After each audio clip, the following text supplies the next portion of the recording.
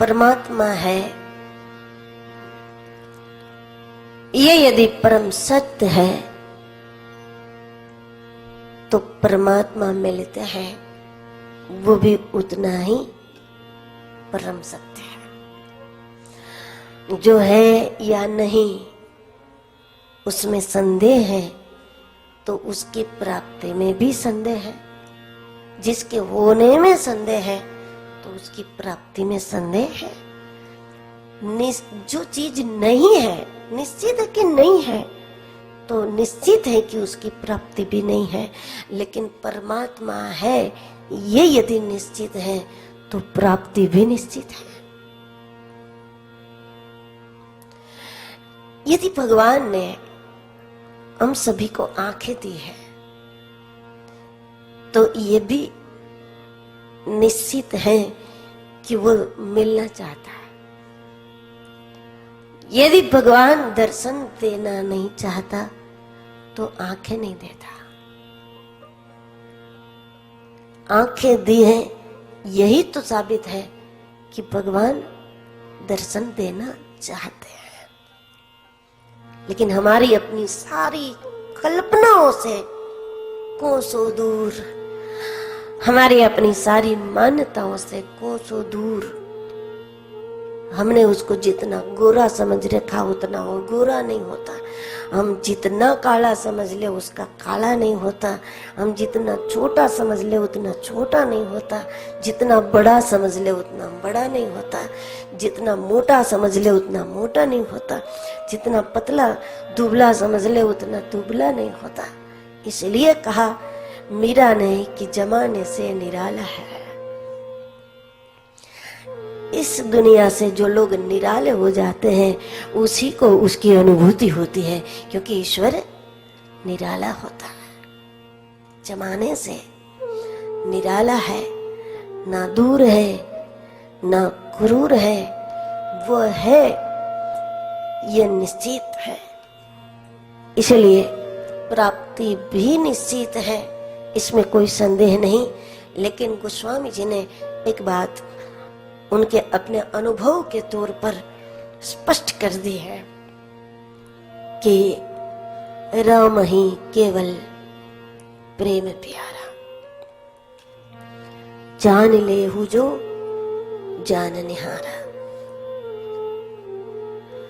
प्रेम के अलावा दूसरी कोई बात रखी होती कि भगवान को ऐसा ही कलर पसंद है तो सारे लोग ऐसे कलर पहन लेते हैं कि प्रभु इससे मिल जाए,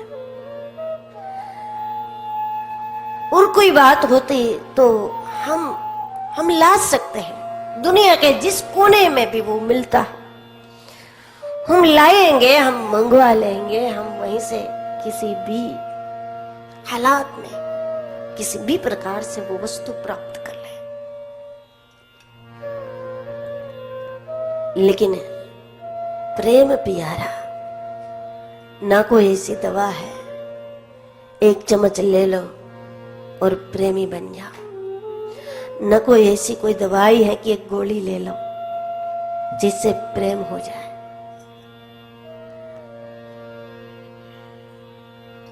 न कोई ऐसी कोई दिशा है कि उत्तर में बैठ जाओ तो हो जाएगा, दक्षिण में बैठ जाओ हो जाएगा, पूर्व में बैठ जाओ हो जाए, पश्चिम में बैठ जाओ हो जाएगा।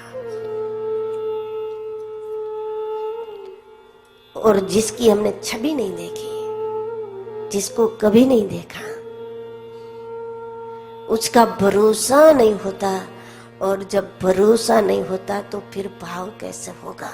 बिनु प्रतीति होई नहीं प्रीति। जिसको इन आंखों से कभी नहीं देखा, जब देखा नहीं तो भरोसा कैसे होगा, और जब भरोसा नहीं होगा तो फिर भाव कैसे होगा। और बिना प्रेम से तो कोई बात बनने वाली है ही नहीं, कोई बात नहीं बनेगी। क्योंकि पूजा करो तो जो पूजा में आनंद है वो पूजा का थोड़ी है, प्रेम का आनंद है, उनसे जो भाव होता है उसका आनंद होता है। यात्रा करो तो यात्रा का थोड़ी आनंद होता है, यात्रा के दौरान जो प्रेम उठता है प्रभु के लिए, अनुराग का आनंद होता है, रस का आनंद होता है। ध्यान करो, दान करो, जो भी करो, लेकिन उसका थोड़ी आनंद होता है। भागवतकार कहते हैं श्रम ये वही केवलम। यदि रस की अनुभूति नहीं होती तब तो क्रिया का भी थकान होता है। रस की अनुभूति होने लगे तो क्रिया की भी थकान नहीं होती। हनुमान जी ने कह दिया राम काज किन है बिनु मोहे कहाँ विश्राम। मुझे गति में कोई थकान नहीं हो रही, क्योंकि रस की अनुभूति हो रही है। तो गति में थकान नहीं होगी, क्रिया में थकान नहीं होगी। बिना प्रेम से क्या होगा? श्रम ये वही केवलम, कोई विशेष आनंद नहीं होता। और जिसको कभी नहीं देखा उसके लिए मंदिर बनाना आसान है, उसके लिए स्थान बना सकते हैं, उसका श्रृंगार कर सकते हैं, सब कर सकते हैं। जिसको कभी नहीं देखा उसके लिए बहुत कुछ करना संभव है, लेकिन जिसको कभी नहीं देखा उसके लिए 2 आंसू गिराना संभव नहीं हो सकता। उसके लिए आंसू आ जाए तो संभव नहीं। वो तो आवत प्रेम की तोल, माई मैंने गोविंद लेन हो मोल। तो उसके लिए आंसू संभव नहीं है, क्योंकि प्रेम नहीं है। और प्रेम कैसे होगा? भरोसा नहीं है।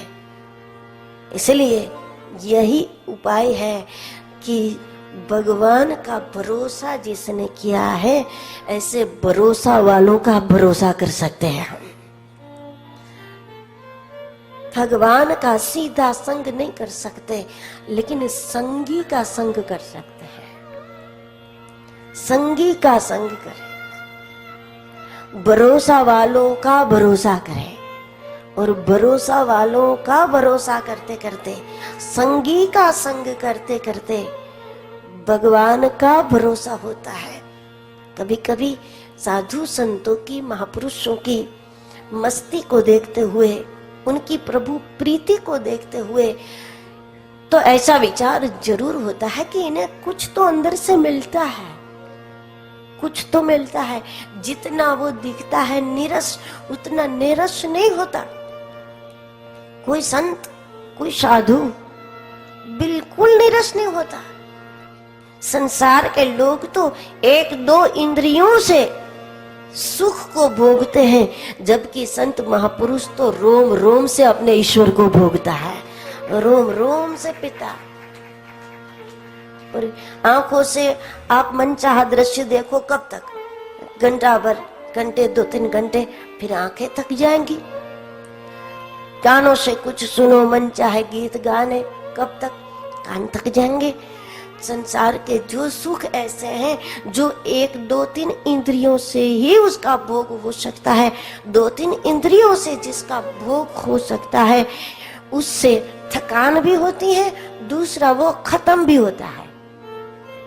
ये दोनों बात है। जिसको भोगते हैं आप, जो 2-3 इंद्रियों से ही होता है भोग, उसको वो खत्म भी होता है भोगने से, और भोगने वाले को थकान भी होती है। लेकिन जिसको रोम रोम से भोग सकते हो, वो परम रस परमात्मा, न वो कभी खत्म होता है, न साधक को कभी थकान होती है, न प्रेमी को कभी थकान होती है।